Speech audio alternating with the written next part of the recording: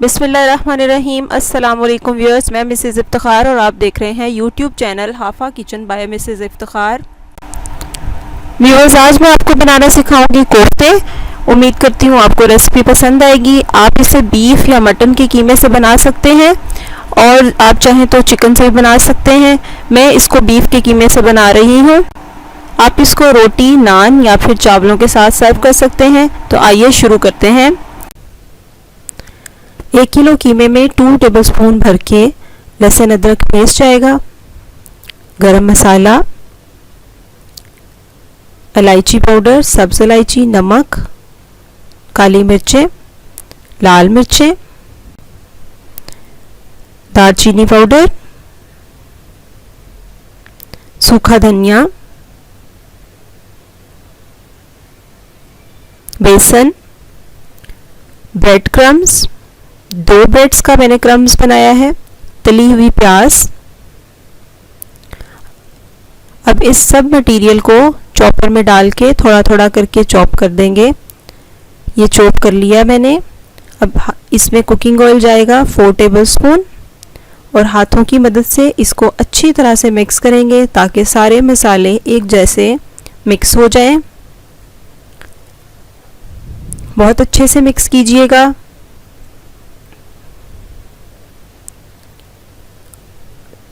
ताकि सारे मसाले एक जैसे हों। हाथों पे कुकिंग ऑयल लेंगे और हाथों को ग्रीस करेंगे और यूं घुमाते घुमाते गोल गोल से कोफ्ते बना लेंगे। इस तरह से देखिए,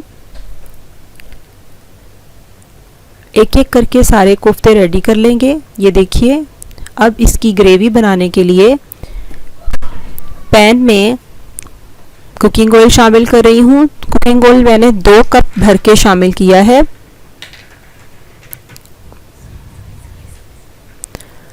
पिसी हुई प्याज इसमें शामिल कर रही हूँ। 2 मीडियम साइज की प्याज को मैंने अच्छी तरह से पीस लिया है। लहसुन अदरक 2 चम्मच भर के। जब लहसुन अदरक की खुशबू आएगी तो नेक्स्ट हम इसमें टमाटर शामिल कर देंगे। ये 2 मीडियम टमाटर थे जिनको मैंने अच्छी तरह से ब्लेंडर में पीस लिया है।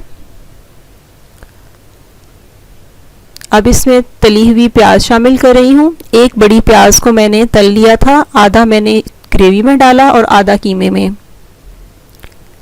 और अब इसमें शामिल कर रही हूँ जायफल, जवित्री और लौंग का पाउडर आधा चम्मच। अब इसमें शामिल करेंगे ज़ीरा powder 1 teaspoon, salt 1 teaspoon, black pepper, red pepper half teaspoon, धनिया पाउडर 1 टेबलस्पून, इलायची पाउडर हाफ टीस्पून।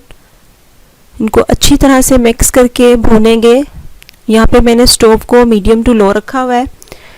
अब इसमें मैं एक छोटी प्याली जो है वो भर के मैंने दही की शामिल की है, या आप इसको हाफ कप भी कह सकते हैं। दही मिलाकर इसको अच्छी तरह से मज़ीद भूनेंगे और जब भी दही मिलाया करें तो आंच हल्की रखा करें। ये देखिए, मसाला अच्छा सा भुन चुका है। अब इसके अंदर तमाम कोफ्ते मैं शामिल कर रही हूँ। कोफ्ते शामिल करने के बाद इस बात का ख्याल रखना है कि इसे हम हिलाएंगे नहीं, क्योंकि अभी कोफ्ते बिल्कुल कच्चे हैं, वो कहीं टूट ना जाएं। थोड़ी देर इनको ढक के पकाएंगे और फिर इनको इस तरह से आहिस्ता आहिस्ता से हिलाना होगा हमें, ताकि ये टूटे ना।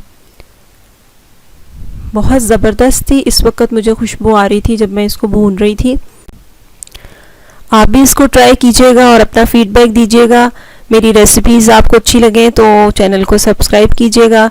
यहाँ पे व्यूअर्स, मैंने इसमें 2 ग्लास तकरीबन पानी शामिल किया है और पानी शामिल करने के बाद 15 मिनट मैं इसको मीडियम फ्लेम पे ढक्कन दे के पकाऊँगी। इससे कोफ्ते अच्छे से गल जाएंगे और अंदर तक कीमा जो है वो हमारा पक जाएगा। इसको आप अपनी ईद पार्टीज़ पे भी बनाएं, लंच में, डिनर में एक आप एक्स्ट्रा डिश के तौर पे बनाएं। इसको रोटी, चावल, सालन किसी के साथ भी सर्व कर सकते हैं आप। और ये थोड़ा सा टाइम टेकिंग काम होता है, लेकिन एक डिफरेंट रेसिपी है तो इसलिए सब लोग इसको खूब इंजॉय करते हैं। ये देखिए, ये अच्छी तरह से पक चुके हैं। यहाँ पे मैं इनका सिर्फ थोड़ा सा पानी ड्राई कर रही हूँ क्योंकि मुझे ज़्यादा ग्रेवी नहीं चाहिए। आपको जितनी ग्रेवी चाहिए आप उस हिसाब से इसका चूल्हा आहिस्ता कीजिएगा, और चूल्हा आहिस्ता करेंगे तो फिर ये कोफ्ते जो हैं और ये सारी ग्रेवी अपना जो ऑयल इसमें है वो रिलीज़ कर देंगी और बहुत अच्छा सा कलर आ जाएगा इसमें। ये देखिए, आपको मैं क्लोज़अप करके दिखा रही हूँ, यहाँ पे ऑयल रिलीज़ हो रहा है। माशाल्लाह अल्हम्दुलिल्लाह ये बहुत ही ज़बरदस्त से बन गए हैं। देखिए कितनी खूबसूरत इनकी शक्ल आई है। अब इसमें लास्ट में धनिया और हरी मिर्चें मैंने शामिल की हैं ताकि उनकी भी खुशबू और ज़बरदस्त सा खूबसूरती आ जाए। खाना हम बना चुके हैं, अल्लाह का शुक्र है। अब चलते हैं आज की अच्छी बात की तरफ। फरमाने मुस्तफ़ा सल्लल्लाहु अलैहि वसल्लम है, तुम में से हर एक जब तक वो अपनी जगह पर ही रहे जिस जगह उसने नमाज अदा की, और वह नाम ना करे और ना ही अपनी जगह से खड़ा हो, तो अल्लाह के फरिश्ते इसके लिए दुआ करते हैं, ऐ अल्लाह इसको बख्श दे, ऐ अल्लाह इस पर रहम फरमा। तो ये थी व्यूअर आज की मेरी रेसिपी। उम्मीद करती हूँ आपको पसंद आएगी। अपना फीडबैक दीजिए, चैनल को सब्सक्राइब कीजिए, लाइक कीजिए, शेयर कीजिए। ज़िंदगी रही तो फिर मिलेंगे एक नई रेसिपी के साथ। तब तक के लिए दुआओं में याद रखिएगा, अपना बहुत सा ख्याल रखिए। Have a good day. Thank you for watching my channel.